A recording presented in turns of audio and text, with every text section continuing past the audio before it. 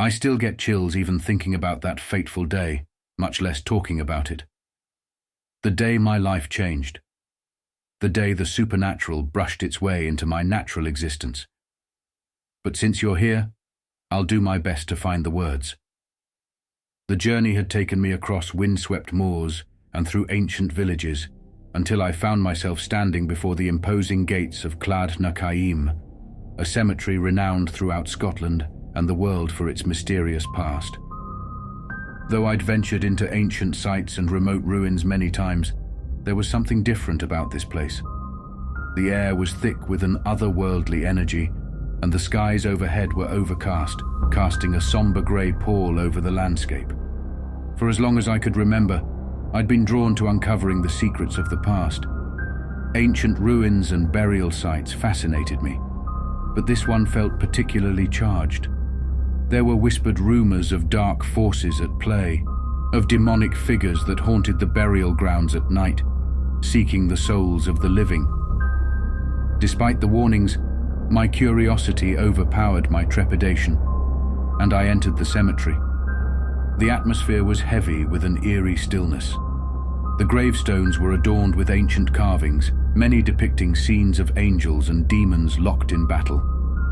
My exploration was initially guided by a sense of wonder at the artistry and history surrounding me, but it didn't take long for a chilling presence to creep up my spine. There was an invisible weight, a sense of being watched from every angle.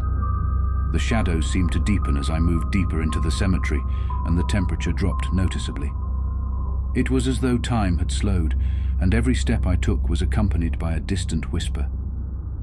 I could no longer hear the birdsong or the rustling of the trees. Instead, there was only silence. My attention was drawn to a large crypt that stood apart from the other graves, its stone walls covered in intricate carvings.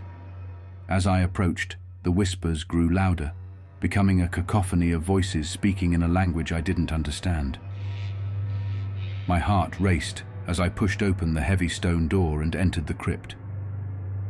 Inside, the air was thick and musty.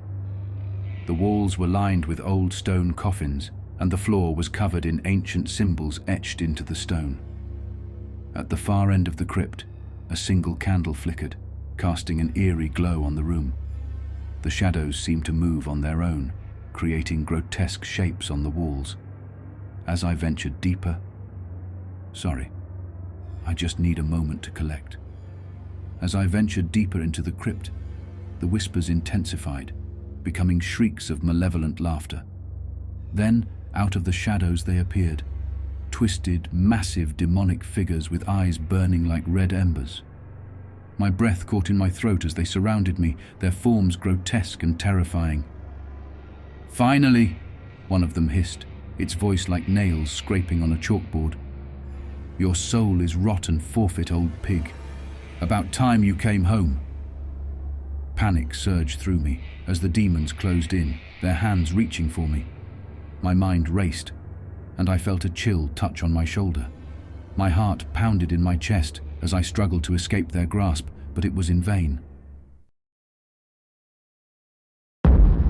In that moment of utter despair, a blinding light erupted from the center of the crypt. The demonic figures shrieked in pain and recoiled, shielding their eyes from the radiant glow. I turned to see the source of the light and beheld a sight I could hardly comprehend. A host of equally massive angelic beings had appeared, their wings shimmering with iridescent hues. They moved with grace and power, and their presence filled the crypt with an overwhelming sense of hope and purity.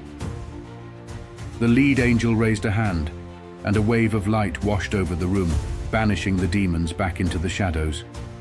"Gone!" the angel commanded, and the demons howled in fury before disappearing into the darkness. I was left standing in awe as the light receded slightly, and the angels turned their purposeful gaze directly to me. The hooded leader, whose face was just a reservoir of breathtakingly pure light, stepped forward.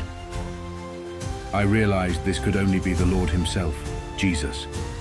His presence was both comforting and humbling, as I literally trembled in reverence and shock. "To answer the question you cannot form, I am," he said, his almost multiple voice, firm yet gentle. You have been spared this day. But there is much for you to understand. The choices you make in your life have consequences, and the path you walk now will determine your fate in the world to come. His words struck me to the core, and I could not hold back my tears. I frantically thought of the harm I'd caused over the years, the money I'd cheated others out of in my research business, the sacrifices I'd made in pursuit of hidden knowledge, and the rush of adventure without regard for the impact on my loved ones. Repent, Jesus continued, for the pain you have caused, and for the lives you have touched with suffering. Only then can you walk in forgiveness and peace. I nodded, still unable to speak, my heart heavy now with remorse. Jesus' otherworldly gaze, now becoming more visible, was filled with compassion. He placed a hand on my shoulder, and an almost electric sense of warmth filled every fiber of my being. Return home, he said. Reflect on your life, and truly seek to make amends with those you've hurt. Acknowledge me in your ways as you move forward, and I will light your path.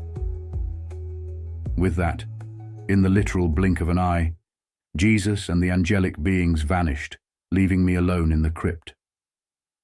The candle had gone out, and the darkness was no longer menacing.